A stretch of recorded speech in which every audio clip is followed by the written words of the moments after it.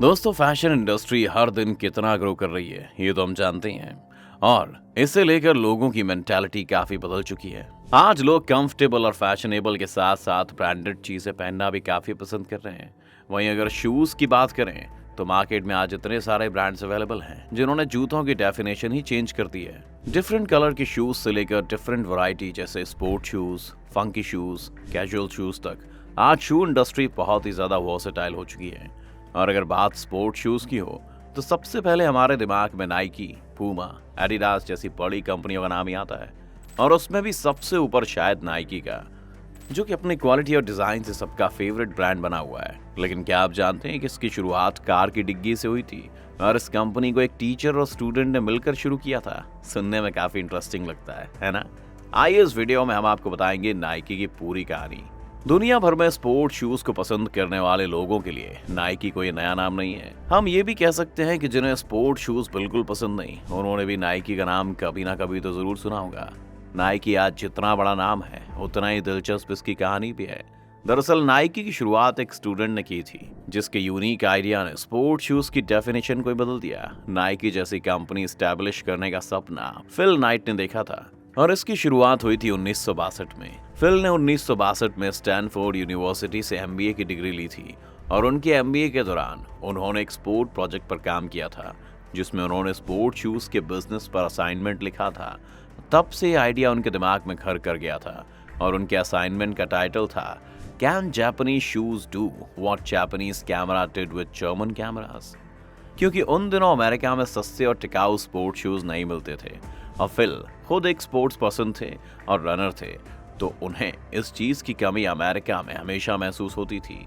लेकिन उन्होंने जापान के जूतों के बारे में सुना हुआ था जिनका नाम था ओनित्सुका टाइगर, जो कि उन दिनों जापान में काफी ज्यादा फेमस थे।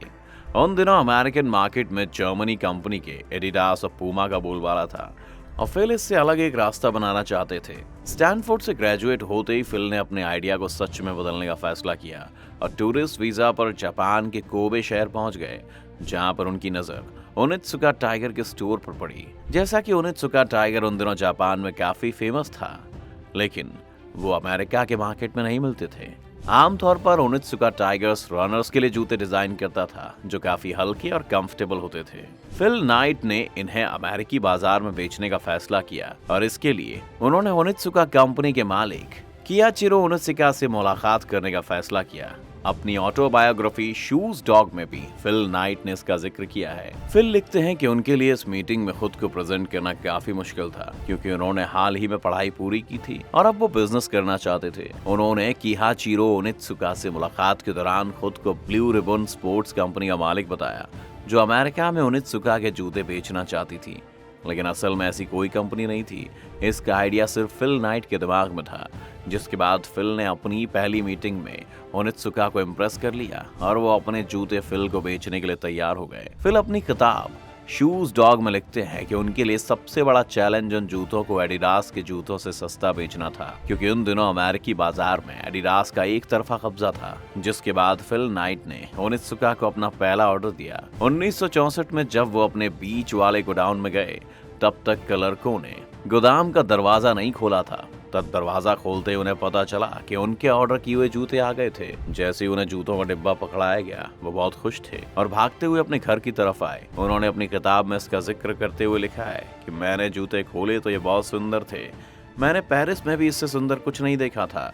मैंने इसके 2 जोड़ी जूते बिल बाउरमैन को भी भेजे। आपको बता दें कि बिल बाउरमैन फिल नाइट के कोच थे और फिल ने इसका आइडिया पहले ही बिल के साथ शेयर कर लिया था। बिल बाउरमैन ने फिल के इस आइडिया को काफी पसंद भी किया था। इसके बाद दोनों ने ब्लू रिबन नाम की कंपनी स्टैब्लिश की और बिजनेस को आगे बढ़ाया। फिल और बिल ने बाद में 300 जूतों का ऑर्डर ओनित्सुका को दिया। ये शिपमेंट अप्रैल 1964 में आई थी।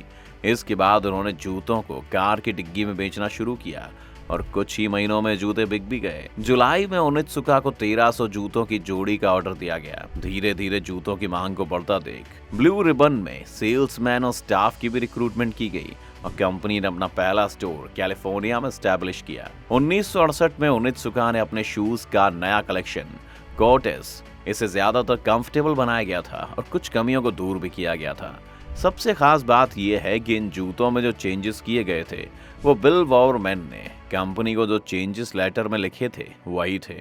उसी के बेस पर ही कंपनी ने जूतों में ये चेंज किया था। लेकिन जूतों की सेल बढ़ने के बाद ओनित्सुका ब्लू रिबन का ऑर्डर पूरा नहीं कर पा रहा था। जब इस बारे में कंपनी से कहा गया तो उन्होंने कहा कि उनकी प्रायोरिटी पहले जापान के लोगों की मांग को पूरा करना है, ना कि अमेरिकन की। बिल वॉवरमैन को ये बात अच्छी नहीं लगी, जिसके बाद उन्होंने अपनी खुद की कंपनी के शूज बनाने का फैसला किया। जापान से जब भी जूते आते थे तो बिल उनमें से कुछ जूते भी खोल कर देखते थे, जिससे उन्हें पता चल सके कि ये किससे और कैसे बनाए जाते हैं। बिल इसके बाद ओनित्सुका से अपने कॉन्ट्रैक्ट को खत्म होने का इंतजार करने लगे। 1972 में कॉन्ट्रैक्ट खत्म होने से पहले ही बिल वॉवरमैन ने नई कंपनी के आइडिया पर काम करना शुरू कर दिया था। अब आप कहेंगे कि जब ब्लू रिबन अपने शूज जापान से मंगाया करता था और बाद में उन्होंने खुद की कंपनी का शूज बनाना शुरू किया, तो आखिर नाइकी कंपनी का नाम कब कैसे रखा गया और इसका लोगो कैसे बना? तो इन सब के बाद कंपनी का नाम 1971 में नाइकी के नाम से तय कर लिया गया था। 1972 में कॉन्ट्रैक्ट खत्म होने के बाद बिल ने अपनी कंपनी शुरू कर ली। इसका लोगो, जो आज ब्रांड के नाम के साथ बड़ा हो गया है, उसे बनाने की जिम्मेदारी पोर्टलैंड स्टेट यूनिवर्सिटी के डिजाइनिंग के स्टूडेंट को दी गई। इसमें कैरोलिन डेविडसन ने इसका लोगो बनाकर तैयार किया, जिसके लिए उन्हें $35 दिए गए थे। इसके बाद खुद की कंपनी में जूते बनाकर फिल और बिल ने अमेरिका के लगभग 50% शू मार्केट पर अपना कब्जा कर लिया था। अमेरिका के टीनेजर्स और यंगस्टर्स को नाइकी के शूज काफी ज्यादा पसंद आने लगे थे, क्योंकि वो काफी ज्यादा कलरफुल होते थे, साथ ही कंफर्टेबल और टिकाऊ भी, और उनकी प्राइस भी अमेरिका में बिकने वाले बड़े ब्रांड्स के जूतों से कम होती थी। जिसके बाद नाइकी कंपनी ने ट्रैक सूट, स्पोर्ट क्लोथ्स और बाकी स्पोर्ट्स के सामान बनाने भी शुरू कर दिए, जिनकी पॉपुलैरिटी अमेरिका में काफी बढ़ गई। नाइकी ने अपनी ग्रोथ के साथ साथ अपने जूतों की क्वालिटी को खराब नहीं होने दिया। उन्होंने अपने जूतों की क्वालिटी बनाए रखने के लिए इन्हें जापान में बनाने का भी फैसला किया। लॉन्चिंग के कुछ ही सालों में कंपनी की सेल तेजी से बढ़ती गई। 1989 में नाइकी अमेरिका की सबसे बड़ी स्पोर्ट शूज कंपनी बन गई। फिल के आइडिया और बिल की मेहनत से अमेरिकन मल्टीनेशनल कंपनी नाइकी आज दुनिया की सबसे बड़ी स्पोर्ट शूज कंपनी में गिनी जाती है। भारत में भी इसके जूते काफी प्रचलित हैं।